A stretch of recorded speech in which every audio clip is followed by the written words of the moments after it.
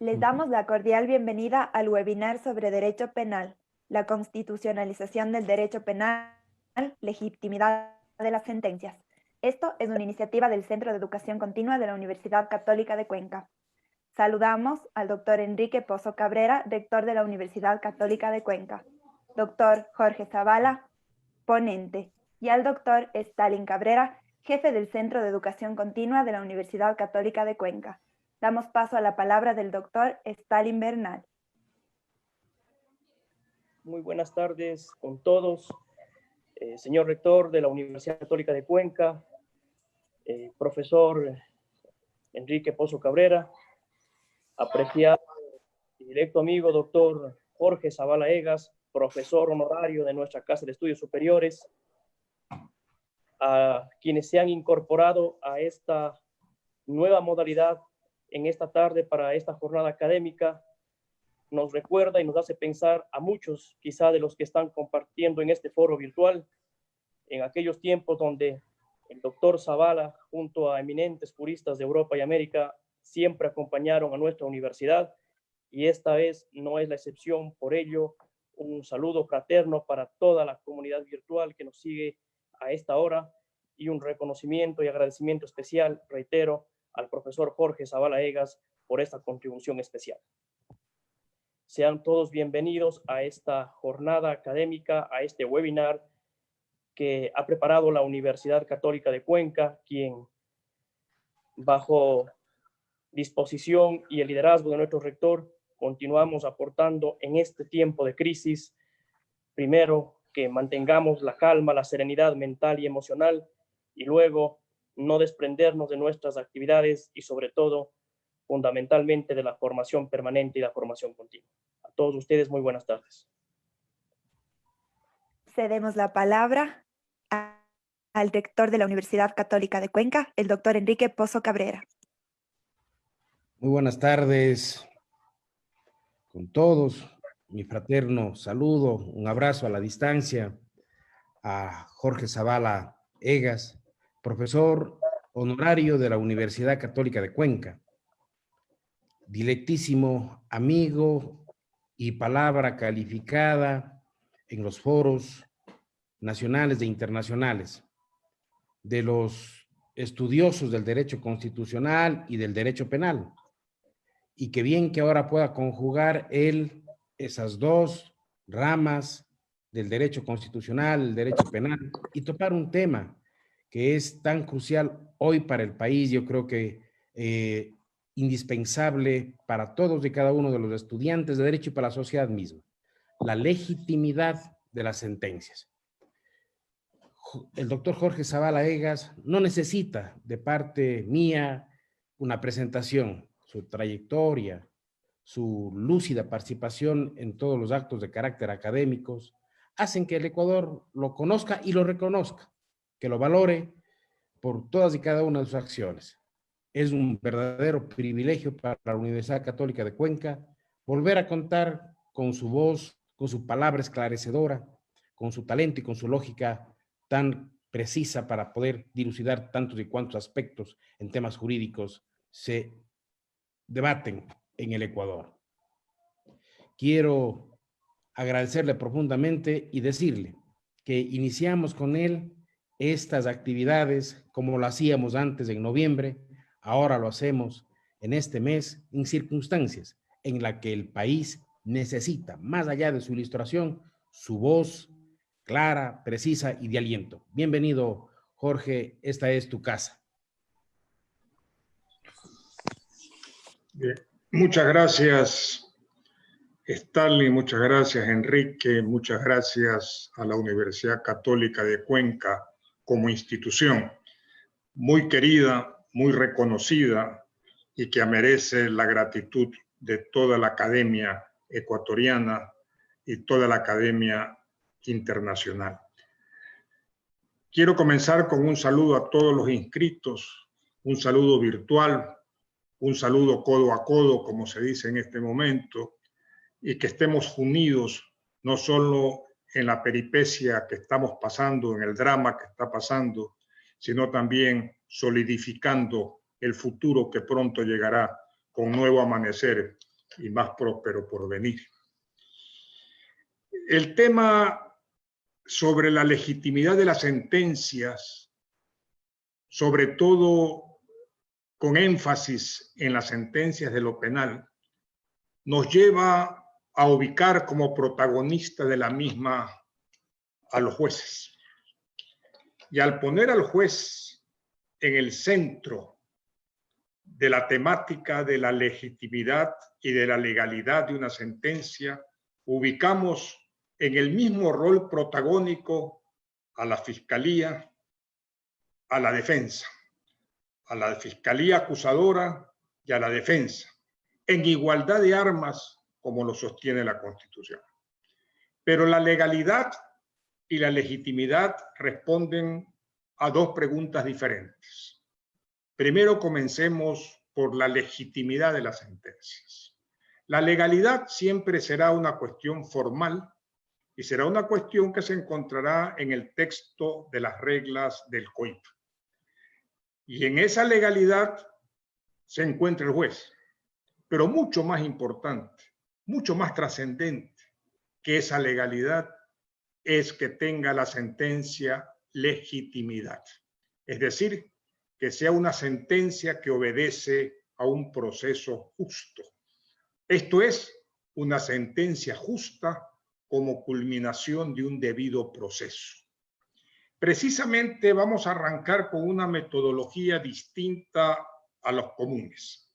Primero, quiero aclarar que no me gusta, al dictar este tipo de charlas o establecer estos coloquios, ser eminentemente doctrinario. Por el contrario, quiero ser eminentemente pragmático. Esto es, vamos a basarnos en lo que sucede en el Ecuador en la aplicación de los textos del COIP y de la Constitución. Comencemos por el final, por la sentencia. La sentencia de lo penal tiene su énfasis en la sentencia confirmatoria de la inocencia o en la sentencia condenatoria.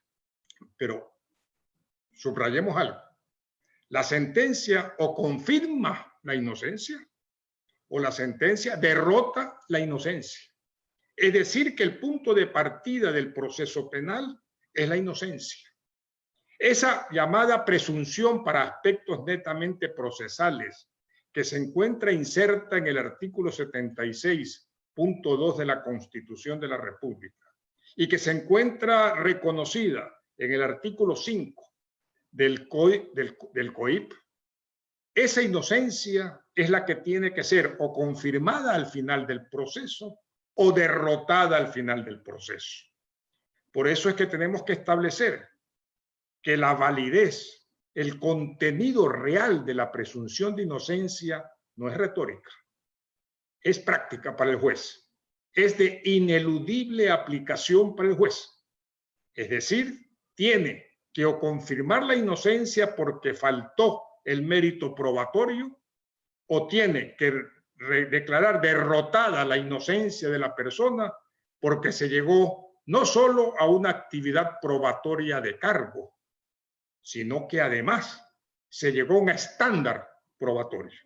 El estándar probatorio que impone el artículo 5 del COIP, que es haber probado más allá de toda duda razonable la responsabilidad penal del procesado.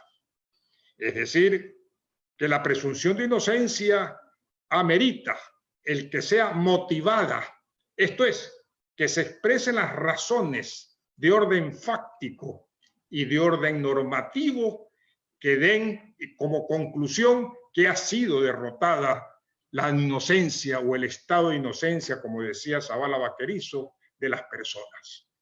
Ese estado de inocencia solo puede ser derrotado cuando hay la regla de prueba cumplida con la actividad probatoria suficiente y cuando hay la regla de juicio cumplida. Esto es cuando se ha llegado al estándar, al nivel de prueba más allá de toda duda razonable. Pero aclaremos algo. No es que los jueces pueden ellos subjetivamente determinar cuándo se cumplió el estándar más allá de toda duda razonable. no es un problema subjetivo, no es un problema de convicción, como todavía leemos penosamente en muchas sentencias de lo penal. Eso no es verdad. Eso es una sentencia ilegítima. No es que el juez subjetivamente cree que ya está la verdad procesal que amerita fuera de toda duda razonable la condena para poder hacerlo. No, señor. El más allá de toda duda razonable ya ha sido respondida por todas las convenciones internacionales en su aplicación práctica por las cortes internacionales. Y el paradigma más allá de toda duda razonable lo ha sentado la Corte Penal Internacional, que dice claramente: se llega al estándar más allá de toda duda razonable cuando objetivamente, subrayo, cuando objetivamente sobre la misma hipótesis acusatoria no puede haber otra hipótesis que la contradiga. Es decir, que solo puede surgir una teoría, una hipótesis. Esto es, que es culpable y que es responsable penalmente. A contrario sensu, si objetivamente, con los mismos elementos probatorios aportados, con el mismo acervo probatorio en el proceso, se llega a que existe afuera de la hipótesis acusatoria, con los mismos elementos se puede reconstruir o construir una hipótesis de inocencia, pues más allá de toda duda razonable no se ha cumplido y por lo tanto se aplica el indubio pro reo que obliga el COIP. Tomen en cuenta que el COIP, que está constitucionalizado en sus reglas procesales y sus reglas sustantivas penales, obliga a que se cumpla el indubio pro reo en la parte probatoria, y no solo en la parte de duda normativa, sino en la duda de fáctica, en la duda de la prueba, porque no puede haber más de una hipótesis, sino que sea solo la acusatoria. Solo eso legitima la condena. Observen ustedes que el COIP, cuando habla de los criterios de valoración y habla de la sentencia, en los artículos 619 o en el artículo sobre el criterio probatorio del 457 del COIP, observen ustedes que no pone el estándar de más allá de toda razonable. Lo pone en el artículo 5, es decir, como principio rector para el juez desde el inicio del proceso hasta el final. Por lo tanto, conclusión una, para que un juez dicte una sentencia condenatoria legítima, solo puede hacerlo, única y exclusivamente puede hacerlo, si de las pruebas actuadas solo se puede establecer una teoría.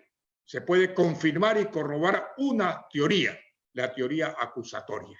Si se puede elaborar otra teoría contradictoria a la acusatoria, pues está obligado a dictar sentencia confirmando la inocencia.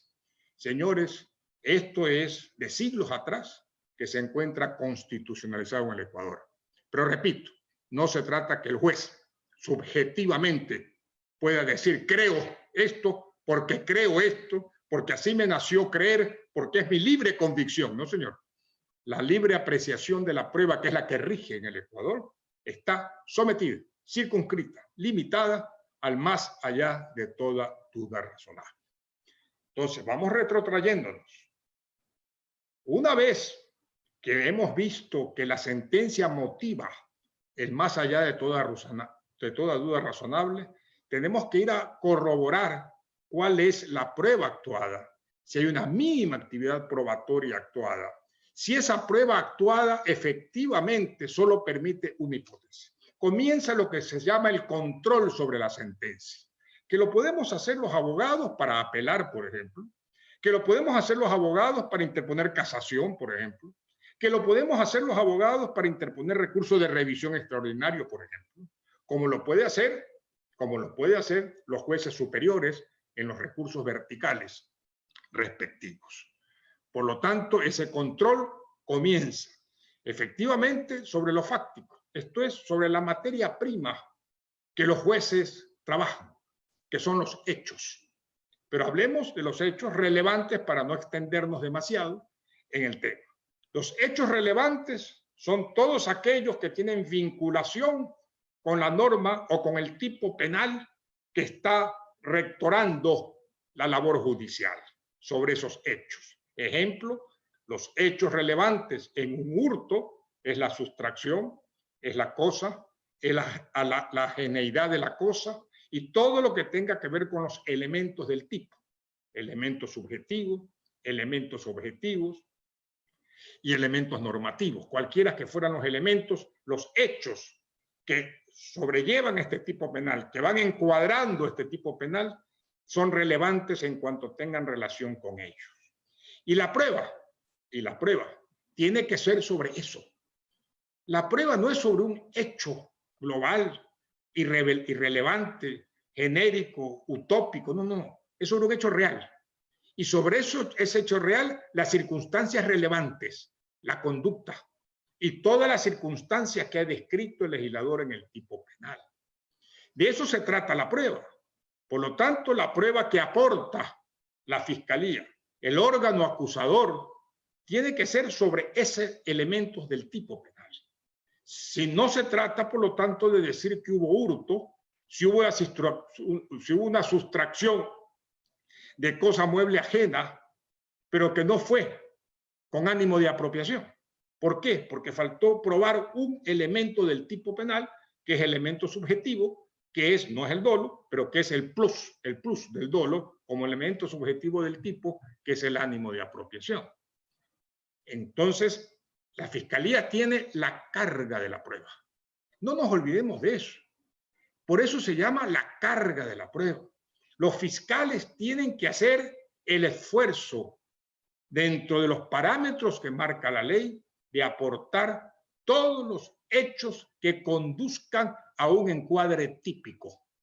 Y por supuesto a la vinculación del supuesto responsable, del supuesto autor o del supuesto partícipe con respecto a ese hecho. Esa es la labor de la Fiscalía.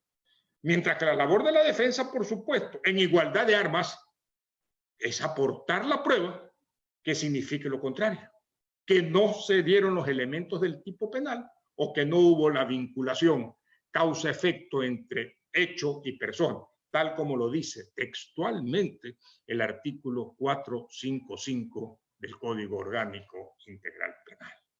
En ese análisis probatorio, del acervo probatorio, de la prueba en conjunto, de la prueba de la cual se derivan conclusiones o hechos que el juez debe afirmar como dados en la realidad, es donde viene el segundo componente y el principal componente sobre esa sentencia final, que va a ser o la confirmación de la inocencia o va a ser, por el contrario, más allá de toda duda razonable, la condena. Pero la prueba que actúa la Fiscalía, la prueba que actúan las partes, tienen que encuadrarse en un tipo penal. Y aquí viene otra de las labores fundamentales del juez, que si bien es labor parte de la Fiscalía y parte de la defensa, fundamentalmente es del juez. El poder jurisdiccional es el que decide el derecho, no es la Fiscalía. La Fiscalía puede dar su opinión sobre el tipo penal. La Fiscalía vincula al juez y a las partes con los hechos. El juez no puede de oficio aportar hechos, pero lo que no puede la Fiscalía es tampoco vincular al juez con la tipicidad. Eso es labor del juez. Eso es competencia exclusiva del juez. Eso es competencia privativa del juez.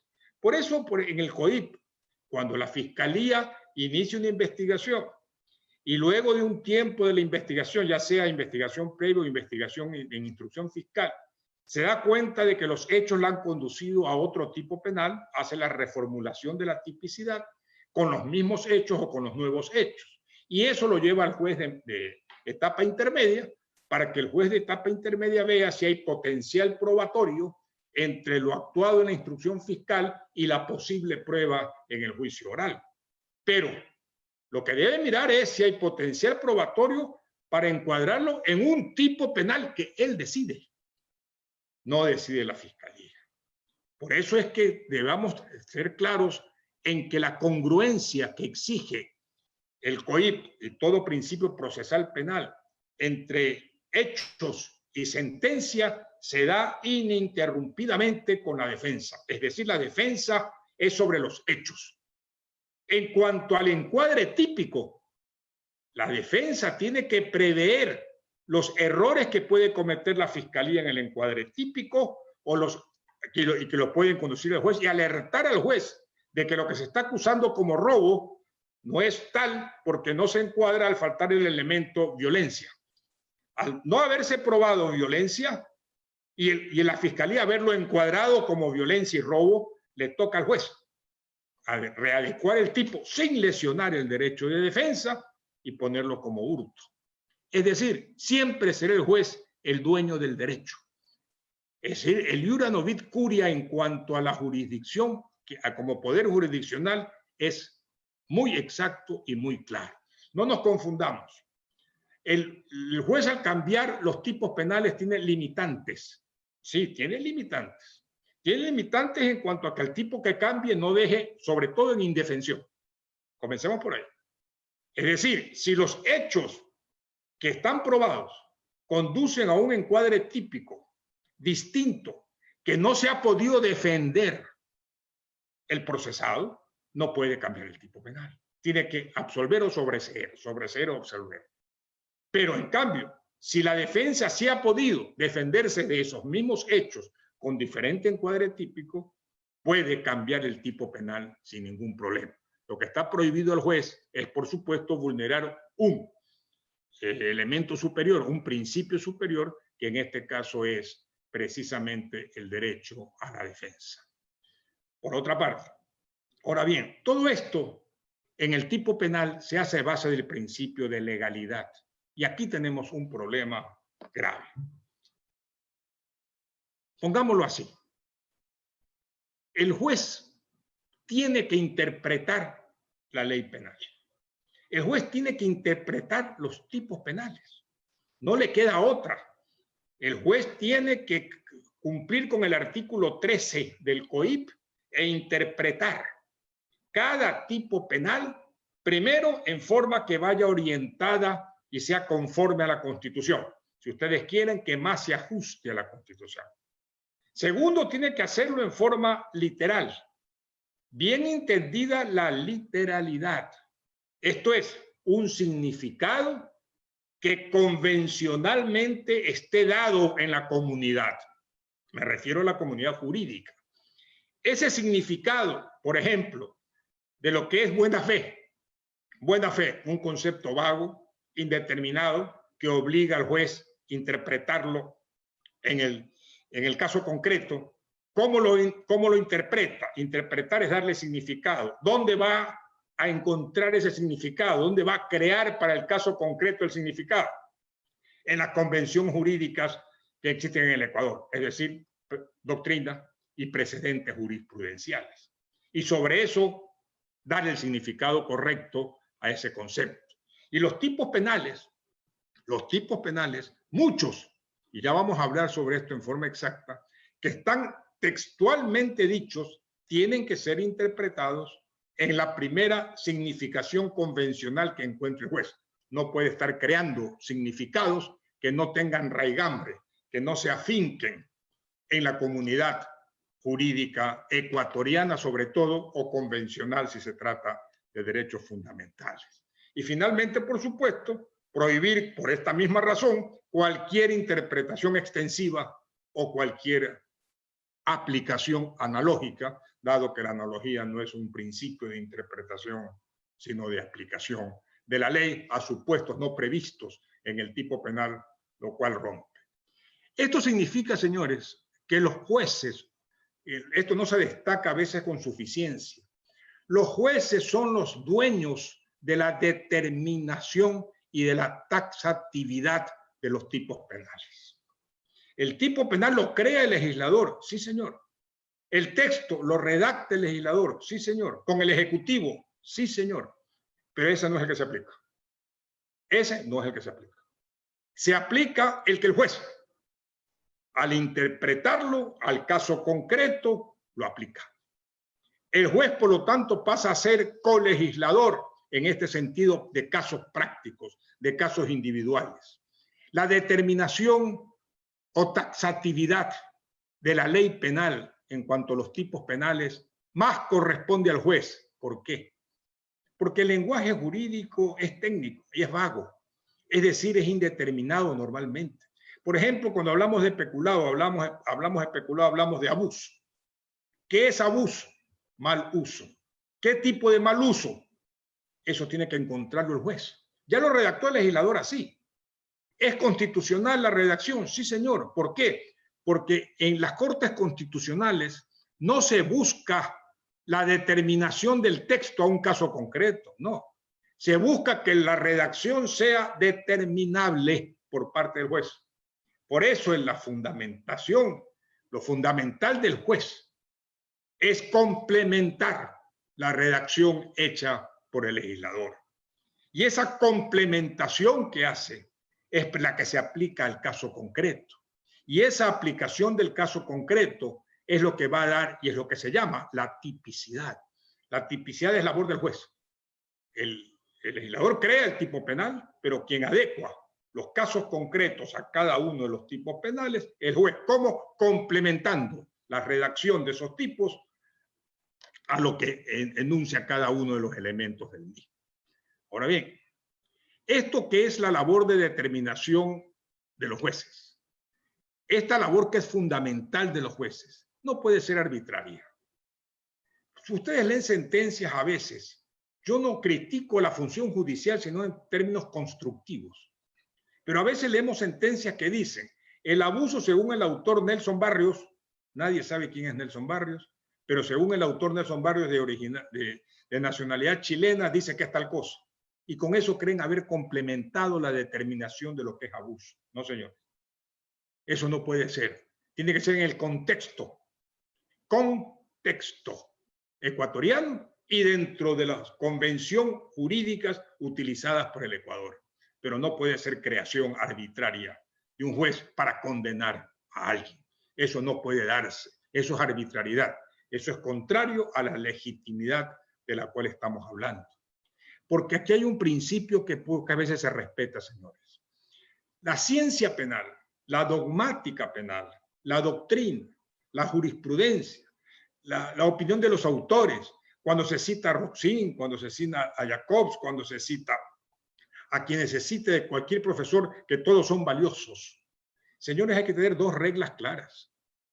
Esas doctrinas son aplicables a la parte general del COIP en tanto en cuanto no las contradigan. Subrayo, las doctrinas penales, las teorías penales, la teoría del delito para ser más claro, la teoría de la imputación para ser más preciso. Puede aplicarse todas esas teorías, sea la de Jacobs con el funcionalismo, sea la de Roxin, sea la de Belser con el finalismo, sea la de Messier con el causalismo, cualquiera. Puede aplicarse al COIP en tanto y en cuanto no contradiga las normas puestas por la ley penal. Esto es por la parte que se llama de la infracción penal, del delito. Eso no puede hacerse. Solo puede hacerse la que a partir del contenido de la ley penal desarrolla la doctrina. Por ejemplo, el artículo 22 dice ahora que no puede haber tipicidad sin una conducta penalmente relevante. Artículos 22, 25 y 29 del COIP. ¿Qué sucedió? La tipicidad cambió de contenido. Ya no solamente es una conducta que tenga relación causal con el resultado. Ya eso no basta para que sea típica la conducta. Ahora es necesario que la conducta sea causa del resultado siempre y cuando tenga una significación de peligro o lesión al bien jurídico. Esto es cuando corra un riesgo prohibido. Esto es cuando la conducta del individuo aporta un riesgo prohibido, un riesgo no permitido. Pongamos un ejemplo de academia que siempre lo he puesto. Un cirujano que está en la sala de operaciones y pide el bisturí a la enfermera y con el bisturí opera, sale exitosa la operación, cierra al paciente, se va a su casa y lo llaman después de 8 horas a decirle que el paciente está con un estado de infección calamitoso. El paciente muere. Se investiga la muerte y descubren que ha sido por infección causada por el bisturí. La pregunta es si se puede imputar el resultado muerte a la conducta del cirujano. Objetivamente. No estamos hablando del dolo, no estamos hablando de la culpa. No. Olvídese de eso. Eso es otra fase del estudio de la conducta. Estamos hablando si objetivamente el resultado fue causado por la conducta del cirujano. La primera respuesta es sí, fue causa del resultado. La segunda pregunta es, ¿él puso el riesgo prohibido? ¿Él puso la infección? ¿Él fue el autor del uso del bisturí sin haber sido seguido el proceso de asepsia? No, señores. Por lo tanto, ese resultado no se le puede imputar. Eso es lo que dice el artículo 22, artículos 25 y artículos 29 actual para calificar el injusto penal, que sería la unión de los 3 artículos en el Código ecuatoriano. Por lo tanto, sobre eso, claro que el juez tiene que aplicar la doctrina que desarrolló la teoría de la imputación objetiva. Tiene que hacerlo, debe hacerlo, y debe adherirse a cualquiera de las posturas que desarrollan la doctrina de la conducta penalmente relevante. Está obligado a hacerlo. Pero eso en cuanto a la parte general del Código Penal. Lo mismo cuando se habla en el artículo 28 del rol de garante. El rol de garante. El juez tiene que ir a las doctrinas de Jacobs, por ejemplo, en el funcionalismo, sobre cuál es el rol de garante de la persona para establecer si hubo acción por omisión. Y así por el estilo en toda la parte general del Código Penal. No se diga en la teoría de lo concurso ideal y concurso real. La pregunta es, ¿hay delito continuado en el Ecuador? La ley no lo dice. ¿Se puede incorporar el delito continuado dentro de la teoría del concurso o no se debe aplicar? ¿Solo está permitido para la prescripción de los delitos o no? Eso es doctrina y dogmática penal. Eso tiene que hacerlo el juez mientras no contradiga lo que la ley dice de forma expresa. Eso en la parte general del COIP. Pero en la parte especial del COIP, no, señores. En la parte especial es al revés. Solamente puede el juez aplicar dogmática que complemente, que sea accesoria a lo expresamente puesto por el legislador. No puede crear un elemento, ni uno, que no esté inserto en la descripción del tipo penal, sea subjetivo, sea objetivo o sea normativo. No puede.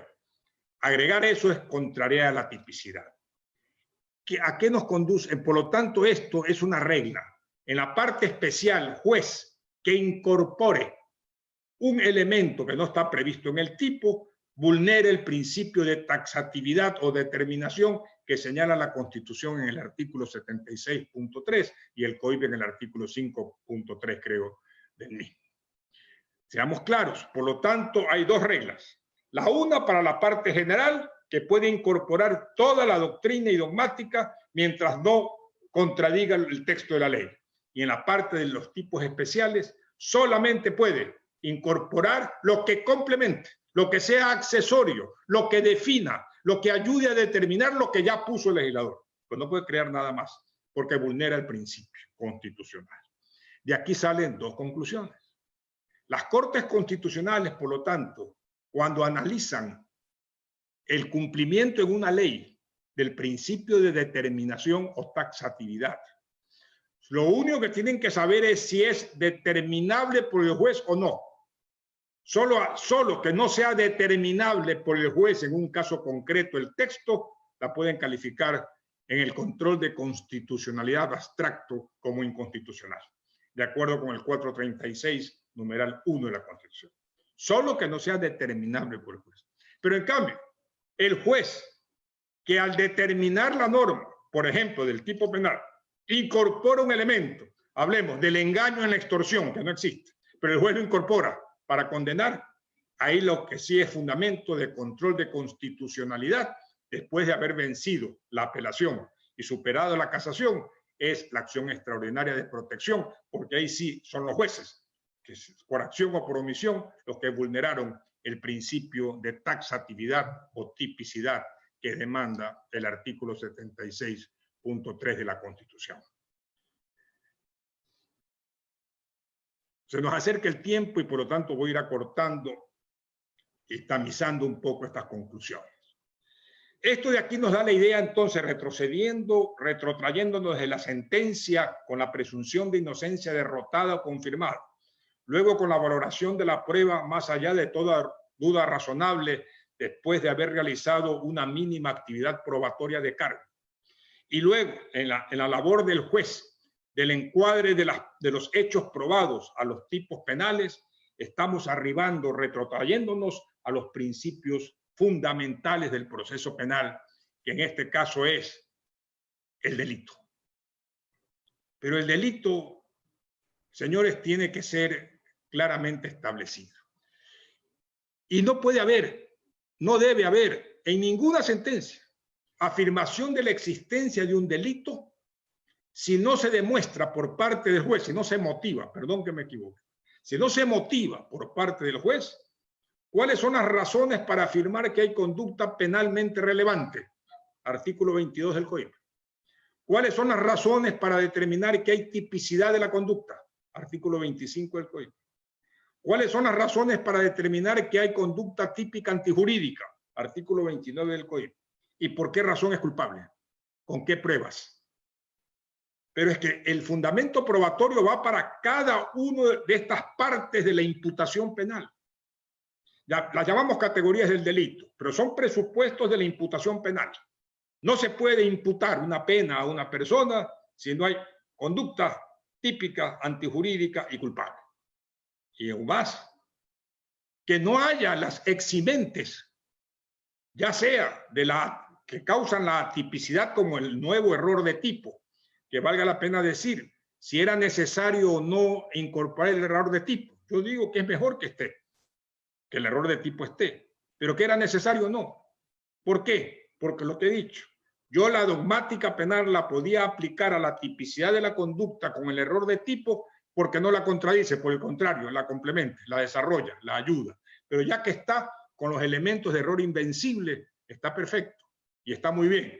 Pero tiene que, si yo demuestro que el error era invencible en la situación concreta de mi defendido, en la circunstancia concreta en que se produce el hecho, ejemplo, una persona que apunta a un arbusto creyendo que atrás del arbusto hay un venado y resulta que dispara y mata a una persona, evidentemente que hay un error de tipo.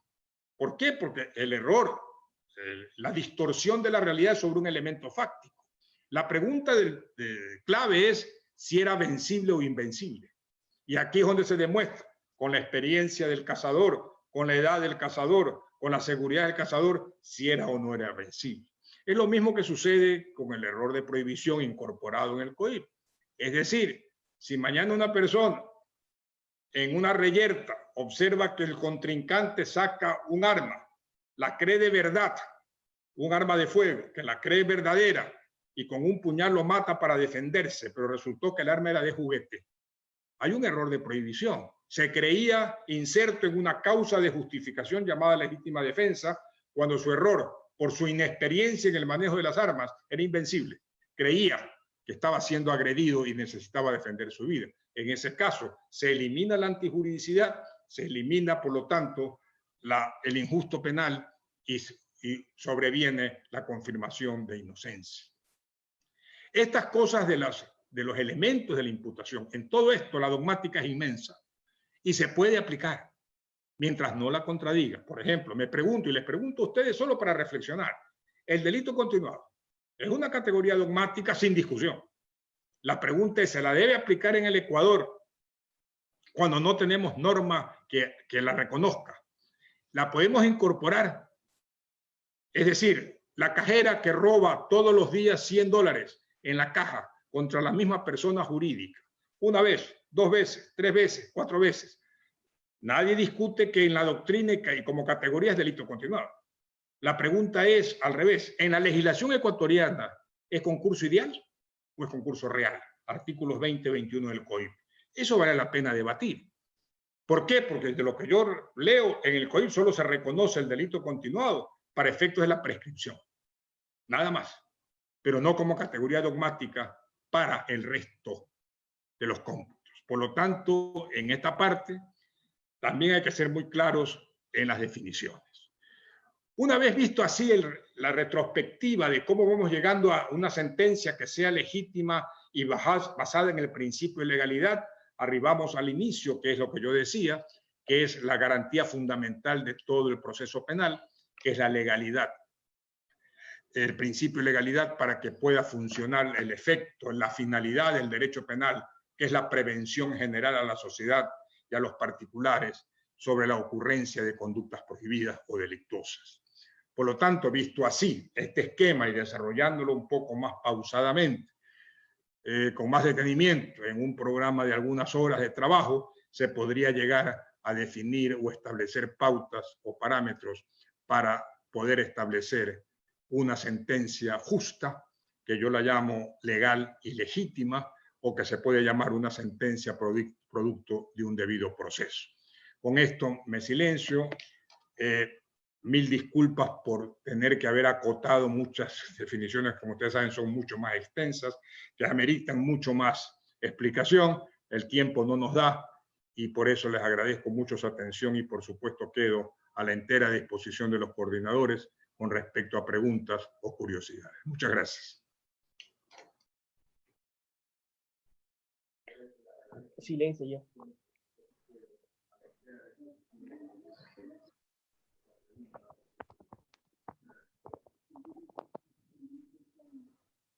¿Estamos con el foro activado? Sí, doctor, continúe. Por favor, vamos, están allí, estoy allí.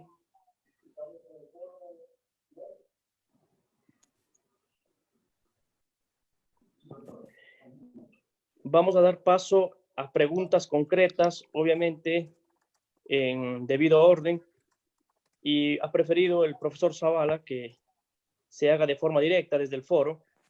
Cabe recalcar que en este webinar hemos tenido la participación de 500 asistentes en la plataforma Zoom y una cantidad bastante grande en la plataforma Facebook Live.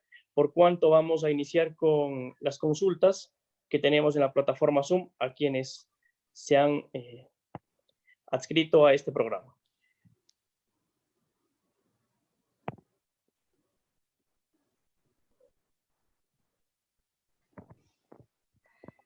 Perfecto.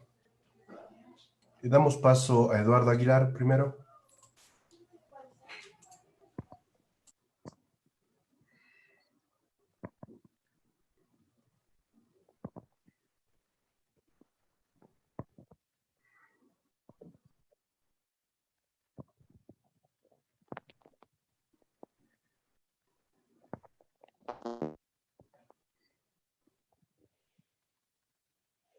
¿Tenemos listo la pregunta? Eduardo Aguilar nos dice por aquí, no tengo ninguna duda, pero ella estaba levantando la mano, entonces nos imaginamos que tenía una duda.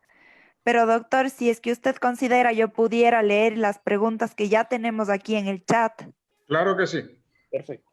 Perfecto. Tenemos aquí en el chat de Zoom, por el momento tenemos 4 preguntas.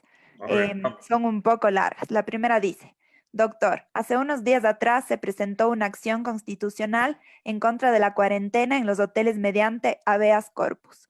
Teniendo en cuenta la opinión consulta OC 987, número 29, de la CIDH, detallo el alcance del habeas corpus como medio para controlar el respeto a la vida e integridad de la persona, para impedir su desaparición o la indeterminación de su lugar de detención, así como para protegerla. ¿Es plausible que la CIA constitucional en medio de un estado de emergencia, así dice, literalmente, era plausible que la CIA constitucional en medio de de estado de emergencia establezca una emergencia sanitaria global, señalando que incluso es procedente cuando se hubiera decretado estado de excepción? Bien, a la pregunta yo quiero solamente referirme al artículo 165 de la Constitución, que dice que faculta al presidente de la República para limitar el ejercicio de los derechos, o sea, el contenido de los derechos constitucionales, a la inviolabilidad de domicilio, inviolabilidad de correspondencia, libertad de tránsito, libertad de asociación y reunión y libertad de información. Por lo tanto, esos contenidos de esos derechos constitucionales pueden ser limitados o restringidos por parte del presidente de la República en cualquier estado de excepción. Si, por lo tanto, si la medida tomada por una delegación del presidente para restringir la libertad de movilización o de tránsito ambulatorio de las personas es perfectamente constitucional. Perfecto. Pasé al doctor Stalin 2 preguntas más. No sé si, doctor, usted las quiere hacer o quiere que las siga haciendo yo. Interrumpo. El doctor Fernando Salazar, a través de la plataforma Facebook Live, consulta. La Corte Interamericana de Derechos Humanos establece que para dictar sentencia debe tener la certeza. El Código Orgánico Integral Penal habla de la convicción para dictar sentencia condenatoria. ¿Cabría aquí el control de convencionalidad? Bien, yo respondo a eso diciendo que el COIP habla de la convicción a la que llega el juez, por supuesto, pero de acuerdo con el artículo 5.3 dice, la o el juzgador para dictar sentencia condenatoria debe tener el convencimiento, esta es la convicción de la culpabilidad penal de la persona procesada, más allá de toda duda razonable. Por lo tanto, el juez tiene que justificar su convicción diciendo no encuentro en el acervo probatorio cómo elaborar otra teoría que no sea la de culpabilidad. Si eso lo motiva el juez, entonces sí es legítima la sentencia. Pero si por el contrario no la motiva o no tiene cómo, o si hay cómo elaborar otra teoría sobre la inocencia del procesado, por ejemplo, entonces la sentencia es ilegítima. Perfecto. Carolina, ¿podemos dar paso a una consulta desde el foro directamente?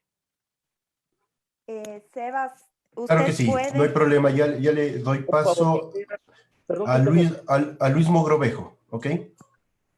Adelante. Luis. Buenas Está tardes. en vivo.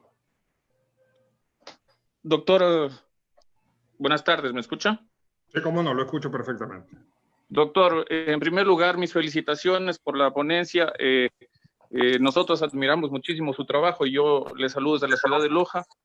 Soy abogado de libre ejercicio profesional y pues siempre estamos nosotros constantemente tratando de capacitarnos y magistrar su exposición. Felicitando en primer lugar, doctor, por la exposición.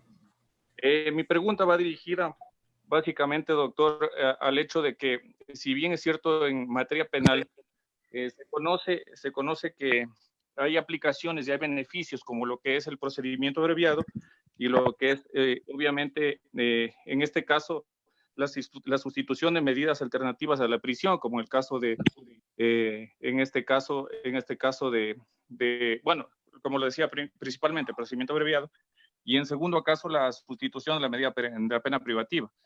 Doctor, en fiscalía, la fiscalía en los procesos penales, tengo entendido que muchas de las veces lo que hace simplemente es regirse al dictamen acusatorio, es decir, presentar la valoración de la prueba para que sea examinada por el juez.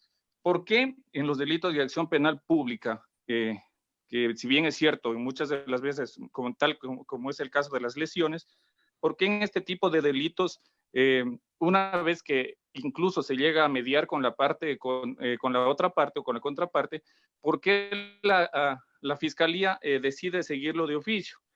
Considerando que incluso en algunos casos se ha aplicado después de la etapa del cierre de la prueba, es decir, ya cuando se ha cerrado la etapa de instrucción fiscal, y tengo entendido que el Código Orgánico Integral Penal establece que solo hasta antes de la audiencia de evaluación y preparatoria de juicio o hasta antes de la audiencia de formulación de cargos se puede llegar a mediar. ¿Por qué incluso en algunos casos algunos jueces optan por en la etapa de audiencia de evaluación y preparatoria de juicio e incluso en la audiencia final optan por llegar a esta medida alternativa considerando que son delitos de acción penal pública? Esa es mi pregunta, doctor. Bien, yo creo que sí, el aspecto es confuso, pero que déjame aclarar algo concretamente. En primero, todo lo que puede hacer la Fiscalía es siempre respetando como prioridad uno, por supuesto, el derecho de defensa. No puede, en un momento dado en que se ha precluido la etapa probatoria, pretender ejercer ningún dictamen, ninguna acusación, ni mucho menos. En ese momento es imposible por principio constitucional. Segundo, si mal no entiendo, la pregunta va orientada, por otro lado, a un principio, quizás, ahí estoy confundido por la pregunta, quizás te refieres al principio de oportunidad que aplica la Fiscalía y aprueba el juez, en cuyo caso el principio de oportunidad está regulado, es un principio de oportunidad regulado por el COIP. Y en fin, hay varias circunstancias que tú mencionas que no tendría una respuesta si no conozco el caso concreto. Soy honesto. Doctor, me refería únicamente al hecho de la aplicación del principio de oportunidad, puesto que en algunos casos, como se lo comento, no tengo a mano realmente el registro, pero tengo a mi cargo han llegado algunos casos en los cuales se ha podido aplicar el principio de oportunidad posterior al cierre de la instrucción fiscal, es decir, antes de la audiencia de juicio. Y en algunos otros casos, realmente los fiscales se han negado argumentando de que es un delito de acción penal pública y que les corresponde a Fiscalía únicamente llevar la acción. A ver, yo creo que ahí estamos más claros. Hay un problema. El principio de oportunidad a veces choca con el principio de lesividad o de ofensividad, para ser más claro. Si la Fiscalía considera que el bien jurídico lesionado o presuntamente lesionado no amerita la persecución penal, aplica el principio de oportunidad. Por lo tanto, establece una ponderación entre el delito que persigue y el bien jurídico presuntamente lesionado y el interés público, la falta de interés público en la prevención de ese delito. Si la Fiscalía considera que hay falta total de justificación para ejercer la acción penal pública, lo puede hacer. Interrumpo. Por favor, que el foro continúe, pero deben ser preguntas muy concretas para poder abarcar en la medida de lo posible estos 15 minutos que queda abierto para el foro. Carolina, que continúe, por favor, el siguiente participante. Perfecto. Yo voy a dar paso a Jorge Cordero.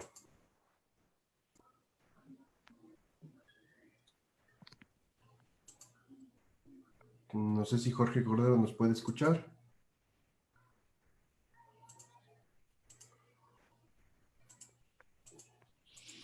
No, parece que no puede prender el micrófono. Le puede dar paso al doctor Esteban Crespo. Listo, al doctor Esteban Crespo. Denme un segundito. Doctor Esteban Crespo. Listo.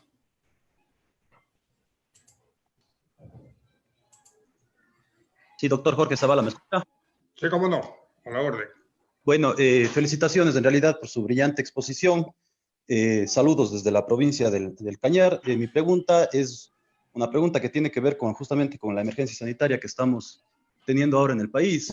Como usted sabe, el gobierno, por medio de un reglamento, me parece que es del Ministerio del Interior, ha impuesto unas multas en caso de que se viole este toque de queda. Sin embargo, existe el artículo 282 de incumplimiento de decisiones legítimas de autoridad competente, el cual se encuentra establecido en el COIP, en el artículo 282. Ahora, existieron casos ya en los cuales se juzgaron a ciertas personas con el artículo 282, sin embargo, luego existe justamente estas multas. ¿Podría aplicarse aquí en este caso el principio de favorabilidad? Y además, mi pregunta también es, ¿qué tan legal serían estas multas cuando existe una norma ya establecida en el COIP? A ver, yo creo que serían cuestiones diferentes. Primero, si ya fue juzgado por cualquier motivo, sea legal o ilegalmente, no puede volver a ser juzgado por otra causa con los mismos hechos. El non bis in idem que establece la Constitución y establece el COIP es sobre hechos. Si los hechos que sirvieron para un primer juzgamiento, sea cual sea la calificación jurídica que se dio, son los mismos que sirven para otro juzgamiento, sea cualquiera la calificación jurídica, no se puede, está impedido de hacerlo por el non bis in idem. Primero. Segundo, Cuando se trata de un delito como el que se habla de desacato a la orden legítima de una autoridad pública, claro que se puede condenar y se puede sentenciar y usted lo que usted quiera, pero siguiendo el debido proceso. Si no se sigue el debido proceso, por cualquier condena ilegítima. Y en tercer lugar, las multas. Yo entendería que las multas que se establecen son multas por contravenciones, multas administrativas, pero no por la comisión de delitos. No lo tengo claro, pero entendería yo que de otra manera no puede ser. No puede haber pena si no es por contravenciones, en este caso impuestas por delegación de ley o por tipo penal en blanco a las facultades, a la potestad ejecutiva. Continuamos. El juez Carlos Cárdenas tiene una consulta, doctor Zavala. Que le abran, por favor, el micrófono. Claro que sí. Ese es el que dice Carlos. Listo.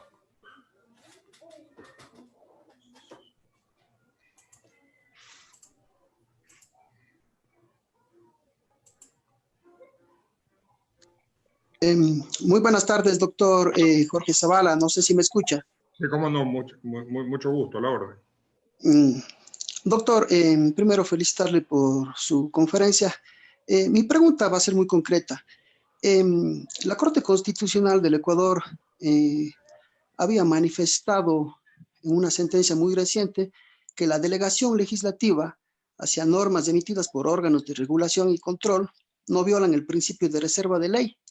No sé si conoce el caso, es concretamente con las normas emitidas por las autoridades administrativas con respecto a la escala o a la regulación secundaria sobre el consumo de drogas. Lo que le quería preguntar es qué opinión le merece a usted la delegación legislativa hacia normas secundarias que complementan los tipos penales y si es que aquellos criterios violan o no la reserva de ley, más allá de lo que ha dicho la Corte Constitucional. Muchas gracias. Bien, esa pregunta se responde de la siguiente forma.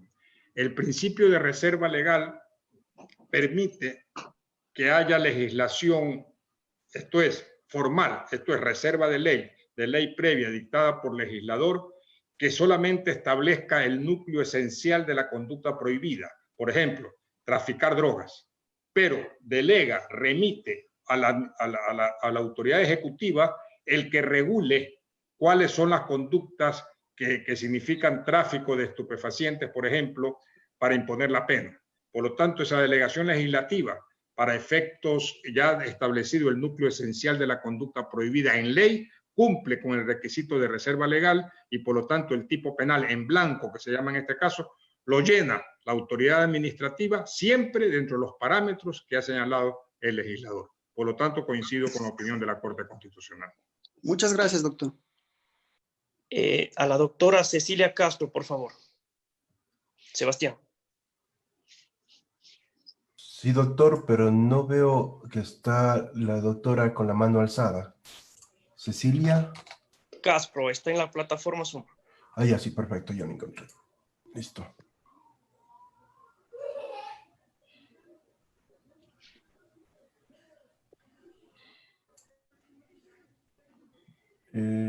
No, ya está habilitado el micrófono, pero no dice nada. Bueno, continúe usted allí. Creo que ya se conectó. Doctora. Bueno, Sí. ¿me escucha? Buenas tardes. Bueno, primeramente felicitarle al doctor Jorge Zavala Egas por la excelente participación. Soy un estudiante de Derecho de la Universidad Católica de Azogues. Bueno, mi pregunta es la siguiente. Últimamente había hecho una investigación básicamente de lo que son las medidas cautelares. Como una de las principales medidas cautelares era la prisión preventiva que se aplicaba de manera excepcional.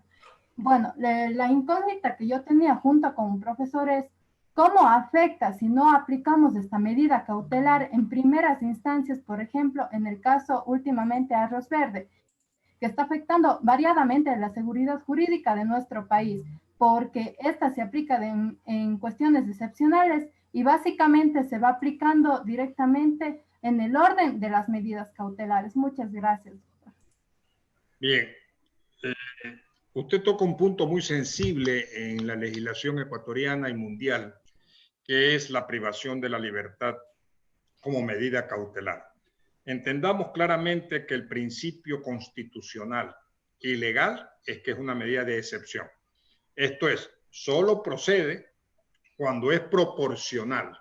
Esto es, cuando es necesaria, irrestrictamente necesaria para precautelar los fines del proceso penal. Nada más. No es una medida de política criminal, no es una pena anticipada, no es una pena para protección de la sociedad solamente, salvo ciertos delitos. Porque, primero, está prohibido en el país y en el Ecuador y en el mundo entero el juzgar por estado o condición. Esto es, o se juzga por conductas o es inconstitucional. Segundo, solamente se puede hacerlo para cumplir, por eso se llama cautelar, accesoria al proceso para cumplir los fines del proceso. Por ejemplo, si el sujeto está en capacidad de poder entorpecer la labor de la fiscalía en la aportación de pruebas, entonces amerita prisión preventiva. Si hay peligro de fuga, amerita, pero eso tiene que ser probado. Toda causa excepcional se interpreta restrictivamente y con prueba rigurosa. Por lo tanto, la prisión preventiva en el país solo puede ser aplicada en los casos que estamos hablando, que no se ha demostrado normalmente en el país la necesidad de esa medida. Sebastián, continúa usted, quien esté en el foro levantando la mano.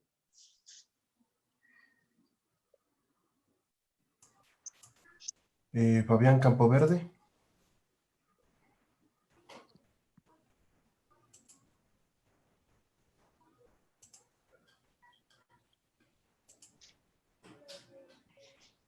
Fabián Campoverde. No, pasamos al siguiente, doctor. ¿Alguien está allí? Por favor, usted tiene el control. Pablo. El doctor Pablo Valverde, ¿no está conectado? De la Corte Nacional de Justicia. Pero si no, vamos nomás, ya está. ¿Aló? ¿Pablo? Perfecto. No, están dados la palabra, pero no dicen nada. Bueno, si hay una pregunta, una consulta más, profesor Zavala, y cerramos. Ya. Listo. Vamos. Diga usted, Sebastián, una consulta más, ¿alguien tiene ahí? Vamos con Kevin García Coronel. A ver, listo.